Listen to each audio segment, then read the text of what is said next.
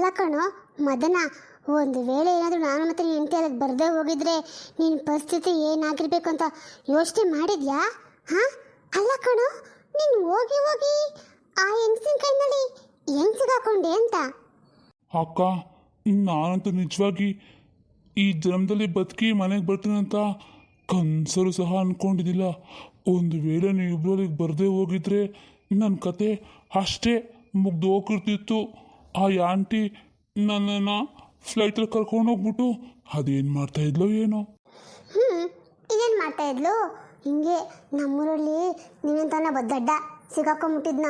ಅವನ್ನ ಕರ್ಕೊಂಡೋಗ್ಬಿಟ್ಟು ಅಮೇರಿಕಕ್ಕಂತ ಕರ್ಕೊಂಡೋಗ್ಬಿಟ್ಟು ಅಲ್ಲಿ ಅವ್ರ ಮಕ್ಕಳನ್ನ ನೋಡ್ಕೊಳ್ಳೋಕ್ಕೆ, ಅಡುಗೆ ಕೆಲಸ ಮಾಡೋಕ್ಕೆ, ಹಿಂಗೆ ಒಂದಲ್ಲ ಒಂದು ಮನೆ ಕೆಲಸ ಮಾಡೋಕ್ಕೆ ಇಟ್ಕೊಂಡ್ಬಿಡ್ತಾರೆ. ಯಾಕೆಂದರೆ ಅಲ್ಲಿನ ಜನ ತುಂಬ ಜಾಸ್ತಿ ಸಂಬಳ ಕೇಳ್ತಾರಂತಲೋ. ಇಲ್ಲಿ ನಿಮ್ಮಂತರಾದರೆ ಸಂಬಳ ಕೇಳಲ್ಲ, ಏನು ಕೇಳಲ್ಲ. ಅಲ್ಲಿರೋ ದುಃಖ ದೇಶ ಏನು ಇಲ್ದಿರೋ ಊರು, ಅಲ್ಲಿ ನಿಮ್ಮನ್ನು ಯಾರು ಕೇಳ್ತಾರೆ? ಅದಕ್ಕೆ ಅವ್ರು ಹಿಂಗೆಲ್ಲ ಮಾಡ್ತಾರಂತೆ. ಅಯ್ಯೋ ಅಕ್ಕ, ನೀನು ಹೇಳ್ತಾ ಇದ್ರೆ ನಂಗೆ ಕೇಳೋಕ್ಕೆ ಎಷ್ಟು ಭಯ ಆಗ್ತಿದೆ. ಆದರೆ ಯಪ್ಪ, ದೇವ್ರು ಬಂದಂಗೆ ಬಂದ್ರಿ. ಲಾವಣ್ಯ, ಒಂದು ವೇಳೆ ನೀನು ಬರದೇ ಹೋಗಿದ್ರೆ ನಾನು ಏನಾಗ್ತಿದ್ನೋ ನಿಜ ಗೊತ್ತಿಲ್ಲ ಕಣೆ. ನಾನು ನಿಮ್ಮನ್ನು ಕಾಪಾಡಬಾರ್ದಾಗಿತ್ತು ಅಂತಲೇ ಅಂದ್ಕೊಂಡಿದ್ದೆ. ಆದರೆ ಏನು ಮಾಡೋದು, ಈ ಮನಸ್ಸು ಕೇಳಬೇಕಲ್ಲ. ಗಂಡ ಏನೇ ತಪ್ಪು ಮಾಡಿದ್ರು, ಗಂಡ ಅನ್ನೋ ಎರಡು ಪದ ಇದೆಯಲ್ಲ, ಈ ತಾಳಿ ಸಂಬಂಧ ಇದೆಯಲ್ಲ, ಅದು ನಮ್ಮನ್ನು ಸುಮ್ಮನೆ ಬಿಡೋದಿಲ್ಲ. ಅದಕ್ಕೆ ನಾನು ನಿಮ್ಮನ್ನು ಕಾಪಾಡಿದೆ. ಇಲ್ಲ ಅಂದಿದ್ರೆ ಖಂಡಿತ ನೀವೇನಾದ್ರು ನನಗೇನು ಅಂತ ಸುಮ್ಮನಾಗ್ಬಿಡ್ತಿದ್ದೆ. ಅಲ್ಲ, ನಾನೇನು ತಪ್ಪು ಮಾಡಿದನ್ನ ಮನೆ ಬಿಟ್ಟೋದ್ರಿ ನೀವು? ಹಾಂ, ಅಯ್ಯೋ ಲಾವಣ್ಯ, ನಾನು ಮನೆ ಬಿಟ್ಟು ಹೋಗ್ಬೇಕು ಅಂತ ಏನು ಇದ್ದಿಲ್ಲ ಕಣೆ. ಸುಮ್ಮನೆ ಒಂದಿನ ಅಕ್ಕ ಮನೆಗೆ ಹೋಗ್ಬಿಟ್ಟು ಬರೋಣ, ನೀನು ಅಷ್ಟಕ್ಕೆ ಎದ್ರುಕೊಂತೀಯ, ಸುಮ್ಮನಾಗ್ತೀಯ ಅಂತ ಅಂದ್ಕೊಂಡಿದ್ದೆ. ಆದರೆ ನಾನು ಹಣೆ ಬರೋ ಚೆನ್ನಾಗಿದ್ದಿಲ್ಲ. ಹೋಗಿ ಆ ಆಂಟಿ ಕೈಲಿ ತೆಗ್ಲಾಕೊಂಬಿಟ್ಟೆ. ನಾನು ಒಂದು 2 ದಿನ ಮಟ್ಟಿಗೆ ಅಲ್ಲಿರೋಣ, ಆಮೇಲೆ ನಿಂಗೆ ಸಿಟ್ಟು ಕಡಿಮೆ ಆಗುತ್ತೆ, ಆಮೇಲೆ ಸರಿ ಹೋಗುತ್ತೆ ಅಂತ ಅಂದ್ಕೊಂಡ್ರೆ ಅದೇನೇನೋ ಆಗೋಯ್ತು ಕಣೆ.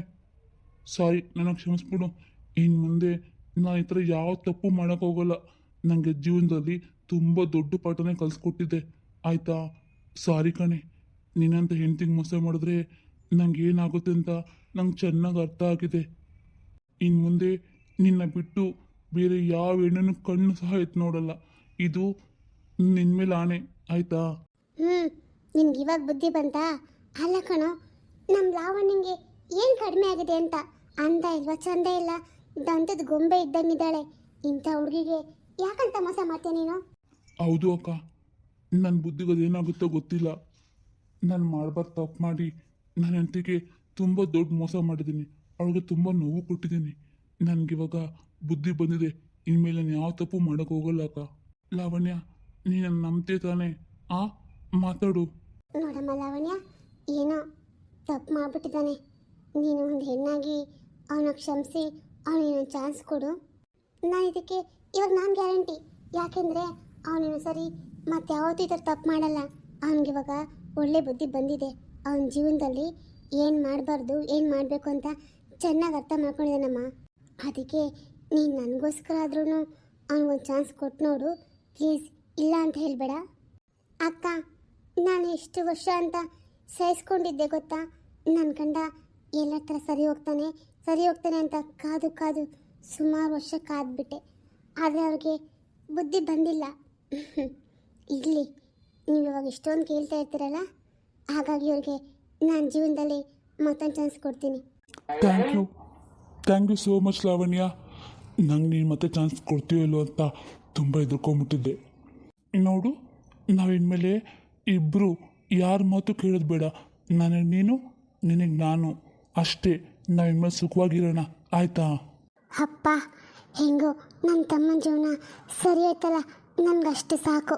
ಲಾವಣ್ಯ, ನೀವಿಬ್ರು ಇನ್ಮೇಲೆ ಸುಖವಾಗಿ ಬಾಳ್ರಮ್ಮ. ನಾನು ಬರ್ತೀನಿ.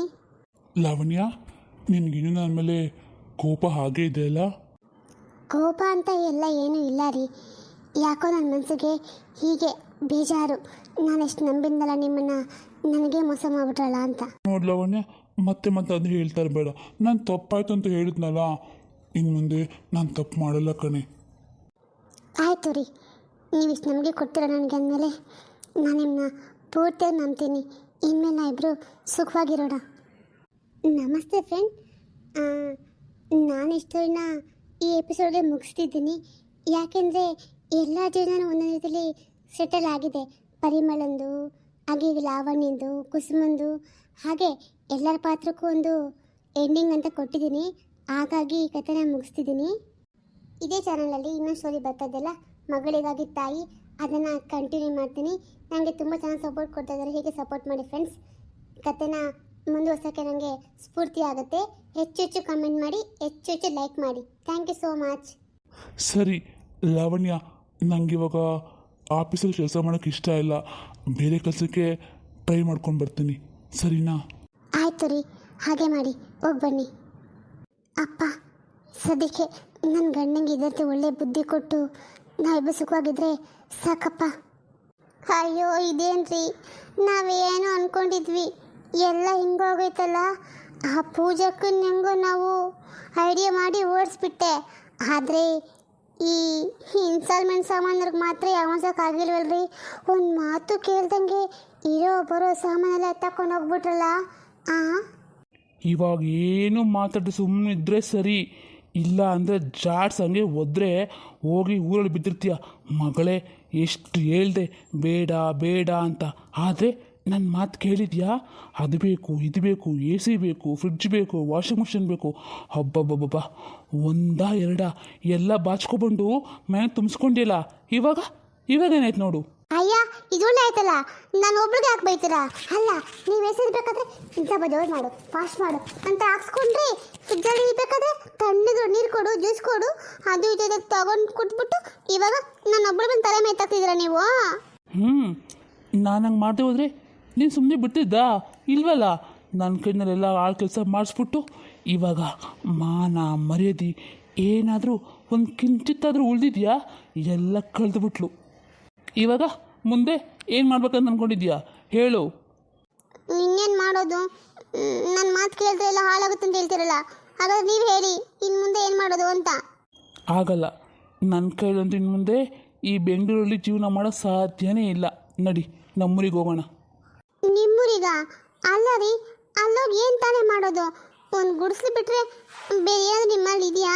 ಒಂದು ತೋಟನ, ಜಮೀನ? ಏನೂ ಇಲ್ಲ. ಇಲ್ಲ ಸ್ವಲ್ಪ ಮೈರಕ್ಕೆ ಮನೆ ಆದರೂ ಇದೆ, ಬಾಡಿಗೆದು ಏನೋ. ಆದರೆ ಅಲ್ಲಿ ನಾವು ಹೋಗಿ ಹೇಗೆ ಜೀವನ ಮಾಡೋಕ್ಕಾಗುತ್ತೆ? ಯೋಚನೆ ಮಾಡ್ರಿ. ಸರಿ, ನಮ್ಮೂರಿಗೆ ಬೇಡ, ನಿಮ್ಮೂರಿಗೆ ಹೊಂಟೋಗೋಣ ನಡಿ. ಯಾಕೆಂದರೆ ಅಲ್ಲಿರೋದು ನಿಮ್ಮ ಅತ್ತೆ ಒಬ್ಬರೇ ಅಲ್ಲ. ಹೇಗೋ ಮಾಡಿ ಅವ್ರ ಕೈ ಕಾಲು ಹಿಡ್ಕೊಂಡು ಅಲ್ಲೇ ಸೆಟ್ಲಾಗ್ಬಿಡೋಣ. ನಾನೇ ನಿಮ್ಗೆ ಹೇಳ್ಬೇಕು ಅಂತ ಅಂದ್ಕೊಂಡಿದ್ದೆ. ನಮ್ಮ ಅತ್ತೆ ಫೋನ್ ಮಾಡಿತ್ತು. ನಮ್ಮ ಅತ್ತೆಗೆಲ್ಲ ವಿಷಯ ಹೇಳ್ಕೊಂಡೆ, ಹಿಂಗೆಲ್ಲ ಆಯಿತು ಅಂತ. ಅದಕ್ಕೆ ನಮ್ಮ ಅತ್ತೆನೇ ಹೇಳಿದರು, ನೀನು ಕಷ್ಟಪಡ್ತೀಯಾ ಆ ಸಿಟಿಲಿ ಇದ್ಕೊಂಡು? ನಿನಗೇನು ಮನೆ ಇಲ್ವಾ, ಆಸ್ತಿ ಇಲ್ಲ, ಏನಿಲ್ಲ ಅಂತ. ನನಗೆ ತಾನೇ ಹೇಳಿದರೆ ಸೊಸೆ ಆಗಲಿ ಮಗಳಾಗಲಿ ಎಲ್ಲ ನೀನೇ, ನಿನ್ನ ಗಂಡನ ಕರ್ಕೊಂಡು ಇಲ್ಲಿಗೆ ಬಂದ್ಬಿಡು ಅಂತ ಅಂದರು. ಮತ್ತೆ ನಂಗೆ ವಿಷಯ ಹೇಳಿರೋ ನೀನು? ನಾನು ಇವಾಗ ನೀವು ಬೈತಿದ್ರಲ್ಲ, ಅದನ್ನ ಹೇಳಿದ್ರೆ ಇನ್ನೂ ಬೈತೀರ ಅಂತ ನಾನು ಏನು ಹೇಳಿರಲಿಲ್ಲ. ಇವಾಗ ನೀವು ಊರಿಗೆ ಹೋಗೋಣ ಅಂತ ಹೇಳಿದ್ರಲ್ಲ, ಅದಕ್ಕೆ ಹೇಳ್ತಿದ್ದೀನಿ. ಬನ್ನಿರಿ, ನಮ್ಮ ಅತ್ತೆ ಮನೆಗೆ ಹೋಗೋಣ. ಅಲ್ಲಿ ನಮ್ಮ ಅತ್ತೆಗೆ ತುಂಬ ಆಸ್ತಿ ಪಾಸ್ತಿ, ಹೊಲ ಜಮೀನು ಎಲ್ಲ ಇದೆ. ಅಲ್ಲೇ ಒಂದೆರಡು ದನಗಳನ್ನ ಕಟ್ಕೊಂಡು ಹಾಲು ಕರ್ಕೊಂಡಿದ್ರೆ ರಾಜ ರಾಣಿ ಹಂಗಿರ್ಬೋದು. ಇನ್ನೊಂದು ಸಾರಿ ರಾಜ ರಾಣಿ ಹಾಗೆ ಹಿಂಗೆ ಅಂತ ಹೇಳ್ದೋ, ನನ್ನ ಬಾಯಲ್ಲಿ ಒಳ್ಳೆ ಮಾತು ಬರಲ್ಲ ನಿನ್ನ. ಅಯ್ಯ, ಅದು ಯಾಕೆ ಬೈತೀರಾ? ನಾನು ಹಿಂಗೆ ಏನೇನೋ ಆಸೆ ಇಟ್ಕೊಂಡಿದ್ದೆ. ಸಿಟಿ ಜೀವನ ಹಾಗಿರುತ್ತೆ ಹೇಗಿರುತ್ತೆ, ಅಲ್ಲೋದ್ಮೇಲೆ ಹಾಗಿರ್ಬೋದು ಹೀಗಿರ್ಬೋದು ಅಂತ. ಆದರೆ ಇಲ್ಲಿ ಬಂದು ಅನ್ಭವಿಸ್ಮೇಲೆ ಗೊತ್ತಾಯ್ತು ನನಗೆ, ನಮ್ಮ ಹಳ್ಳಿ ಜೀವನನೇ ಎಷ್ಟೋ ಮೇಲು ಅಂತ. ಈ ಸಿಟಿಯಲ್ಲಿ ಯಾರ ಕೈನಲ್ಲೋ ಬಯಸ್ಕೋಬೇಕು, ಆದರೆ ನಮ್ಮ ಹಳ್ಳಿನಲ್ಲಿ ಗಂಜಿ ಕುಡಿದ್ರು ನೆಮ್ಮದಿಯಾಗಿರ್ಬೋದು, ಗೊತ್ತಾ? ಅದು ನಂಗೆ ಚೆನ್ನಾಗೇ ಗೊತ್ತು, ನಿನಗೆ ಇವಾಗ ಅರ್ಥ ಆಗಿದೆ ಅಷ್ಟೇ. ಏನು ಮಾಡೋಕ್ಕಾಗುತ್ತೆ? ಎಲ್ಲರೂ ಅನುಭವ ಆದ್ಮೇಲೆ ತಾನೇ ನಮಗೆ ಬುದ್ಧಿ ಬರುತ್ತೆ. ಅದಕ್ಕೆ ಅನಿಸುತ್ತೆ ನನಗೆ ಇವಾಗವರೆಗೂ ಬುದ್ಧಿ ಬಂದಿದ್ದಿಲ್ಲ. ಸರಿ, ಇವಾಗೇನು ಮಾಡೋಣ? ಅತ್ತೆ ಮನೆಗೆ ಹೋಗೋಣವಾ? ಸರಿ ನಡಿ. ನಮ್ಗೆ ಆ ದಾರಿ ಬಿಟ್ಟರೆ ಬೇರೆ ಯಾವ ದಾರಿನೂ ಇಲ್ಲ. ನಾವು ಅಲ್ಲೇ ಹೋದ್ರೇ ಒಳ್ಳೆಯದು. ಸರಿ ಇರಿ, ಮನೆ ಸಾಮಾನು ಎಲ್ಲ ಕಟ್ತೀನಿ. ಅಂದಂಗೆ ಓನರ್ಗೆ ಹೋಗಿ ಹೇಳಿ ಬರೋಗಿ, ನಮ್ಮ ಮನೆ ಖಾಲಿ ಮಾಡ್ತೀವಿ ಅಂತ. ಹೇಳಿ ಬರ್ತೀನಿ. ಅವ್ರಿಗೂ ಬಾಡಿಗೆ ಕಟ್ಟಿಲ್ವಲ್ಲ, ಇರೋ ಅಡ್ವಾನ್ಸ್ ಎಲ್ಲನೂ ಮುರ್ಕೋತಾರೋ ಏನೋ. ಹಾಗೆ ಮಾಡಲಿ ಬಿಡಿ. ಪವಿತ್ರ, ಹೇಗಿದೆಯಮ್ಮ? ನೋಡಿಲಿ, ನಿನ್ನ ಮಗ ಎಷ್ಟು ಚೆನ್ನಾಗಿದ್ದಾನೆ ಅಂತ.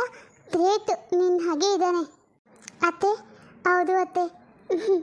ನನಗಂತೂ ನನ್ನ ಮಗು ಮುಖ ನೋಡಿ ತುಂಬ ಖುಷಿ ಆಯಿತು. ನೀವು ಹೇಗೆ ಹೇಳಿದ್ರಲ್ಲ ಹಾಗೆ ನನಗಿವಾಗ ಅನಿಸ್ತಿದೆ.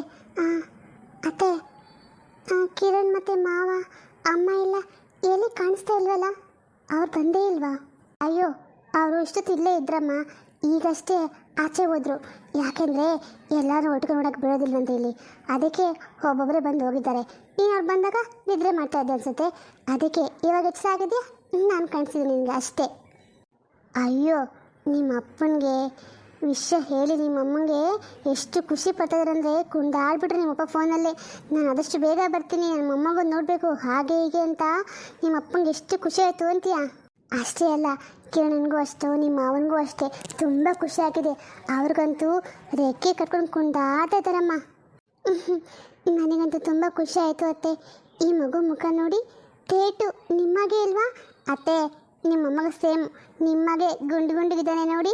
ಆಯಿತು ಇಡ್ಲಿ ಬಿಡು, ನನ್ನ ಮೊಮ್ಮಗ ತಾನೇ, ನನ್ನ ಹಾಗೆ ಇರ್ತಾನೆ, ಮತ್ತೆ ನಿನ್ನಂಗೆ ಸಣ್ಣಕ್ಕಿರ್ಬೇಕಿತ್ತಾ? ಇಲ್ಲೇ ಬಿಡಿ ಅತ್ತೆ, ನಿಮ್ಮ ಹಾಗೆ ಇರಲಿ, ನನಗೇನು ತೊಂದರೆ ಇಲ್ಲ.